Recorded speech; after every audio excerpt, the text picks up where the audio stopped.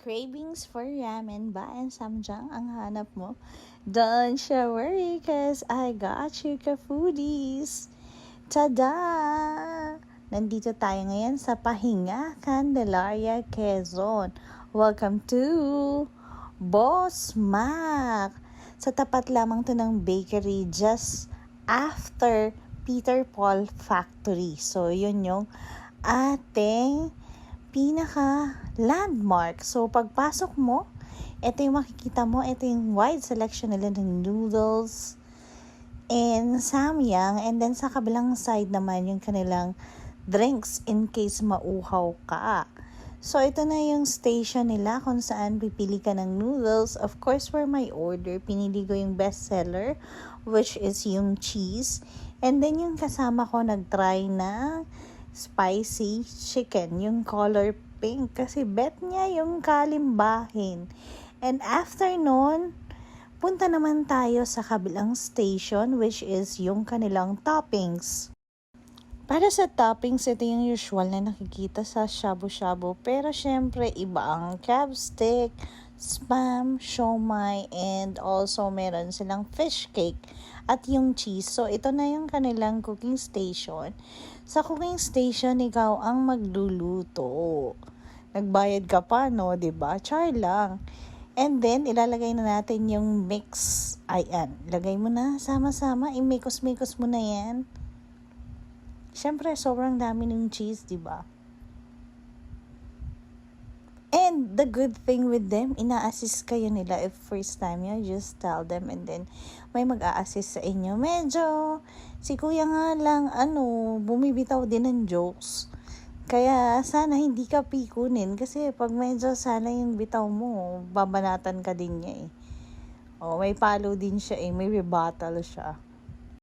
Comes the water station. Syempre kung ramen or canton lang yung napili mo, ikaw rin yung magde-decide ng water level, kung masabaw or dry or whatsoever. And after mong kumuha ng water, balik ka dun sa cooking station and i-open mo yung electric stove and then wait for it to be cooked. So, ikaw pa rin yung magde-decide kung gusto mo just firm or labog na labog yung noodles mo.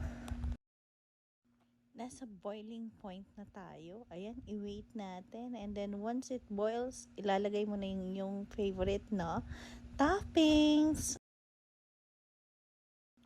Ayan na, at nag-start na nga ang ka-foodies niya na maglagay ng toppings isa-isa. By the way, yung kanilang toppings is yung regular 10 pesos lang per topping. So, depende kung may dadagdag ka pa. Kita mo naman si kuya sa likod, talagang naka-assist siya. If may kailangan ka, you just ask for help and he will help you. At ito na yung pinaka nagpasarap, yung cheese dun sa ibabaw. Meron din pala silang boiled egg, kaya lang hindi namin alam na meron eh. Kaya hindi kami nakapag-try yung cheese dun sa ibabaw. Sobrang sarap to die for. Makakalimutan mo yung pangalan mo. Lalo na melted siya on top. Sa back view, ganyan yung itsura nyo. Pag nagluluto kayo dun sa cooking station, syempre kita kayo ng ibang diners. At ito yung kanilang side tables. Nandyan na lahat ng kailangan mo. Disposables, chopsticks, and everything. Kompleto dyan. Ito for the taste test na ang person. Huwag niyo akong i-judge. Beginner lang tayo sa chopstick. Pero kita niyo naman yung cheese, oh. Yan, try natin yung broth. Sobra. Yung cheese na na-try ko with cheese on top. It's to die for. Sobrang thick nung sabaw niya.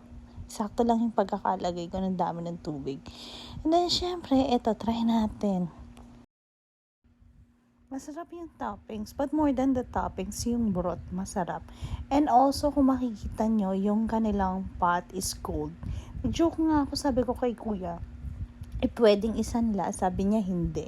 Sabi ko, pwedeng iuwi, sabi niya hindi pa rin.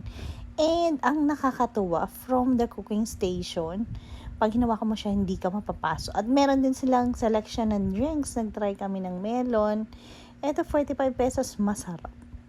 Say, masarap. Enjoy na enjoy ang person for the experience talaga. Akala mo professional sa chopstick. 'Di ba? Yum. Mainit talaga at medyo papawisan ka kaya dahan-dahan tayo. Pwede namang hipan para medyo lumamig siya. Parang siya lang, medyo malamig. Char! Of course, lalasahan din natin yan dun sa kasama ko na pink na spicy. Medyo nasa dulo yung anghang at kailangan mo ng tubig. Pero yung akin, 'di ba? Simot sarap. Said talaga, 'di ba? At hindi dyan nagtatapos ang ating pa-boss ma. Kahit solve na tayo. Eto, pangarap ko lang to dati. Nakikita ko lang to sa TikTok. Yung dun sa mga Korean convenience store. And then, pipili ka lang ng drinks. This is 60 pesos. Either raspberry, blueberry, green apple, at meron pa silang ibang selection. Meron nga din silang kape. And then, separately, bibilhin mo yung lalagyan and then yung ice for 15 pesos. Maganda sana to kung ASMR. Kaso lang, hindi ako prepared. Wala ako nalang mic nung pumunta ako doon. And then, ayan na. Iinumin mo na siya. Feeling Koreana. So, BTS na lang ang kulang. Say! Pwede naman, si Lee Minho na lang.